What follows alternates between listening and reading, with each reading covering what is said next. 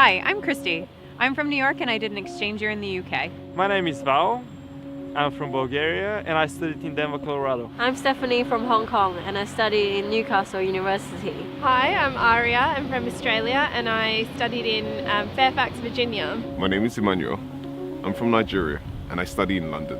It was really exciting to see the architecture, the culture and the people. When I went there, everybody was really good with me and helped me with everything. I guess we were so used to watching English movies when we were back in Nigeria. So actually being here and seeing it in real, we were very excited.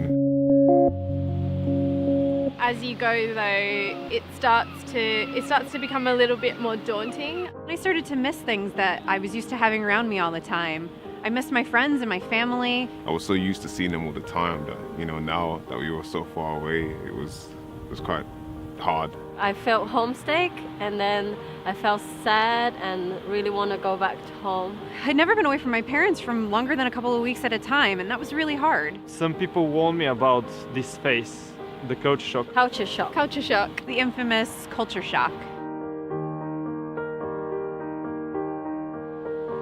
I think one of the biggest differences was just the phrases they used. The accents was very difficult to kind of understand. Mate, Hit the town. And everything was always brilliant. Seriously? No, it's not. knackered. It swings and roundabouts. Seriously, what does that mean? I was really overwhelmed. I felt overwhelmed with everything really. I guess just the way of life, it was very busy and New people, new university, new surroundings. It was quite hard to get around at first. you had cabs, you had trains, you had buses, and You have to just work out, which one to take, which one not to take. And believe it or not, the food is different. I tend to really crave Nigerian food. I really miss Chinese food.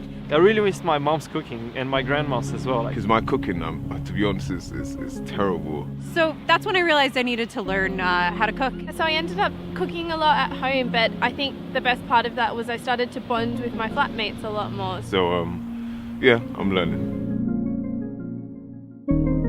When I was feeling a bit homesick, someone suggested that maybe I speak to the welfare advisors. And they reassured me that I wasn't the only one who felt overwhelmed. And one of the things they suggested was, try and decorate my room to make it feel a little bit more homely. After a while, I started to get more comfortable here. I joined badminton societies and I really met lots of English people there, and I felt like my English got improved. I started talking to people a lot and feel more confident in myself and my language. Everything started to feel a little bit more normal. I made more friends, I started going out more, socializing a little bit. That was a big transition for me. It made me feel, a lot more at home. I managed to adjust to the new culture. And I adjust to the weather, the food and the language. And I ended up making so many friends, both international and both, people from here. To be honest, it was the best decision I've ever made, even though there were some challenges. I learned a lot inside the classroom and about myself. It's really transformed my life completely, and I literally feel like this is home for me now.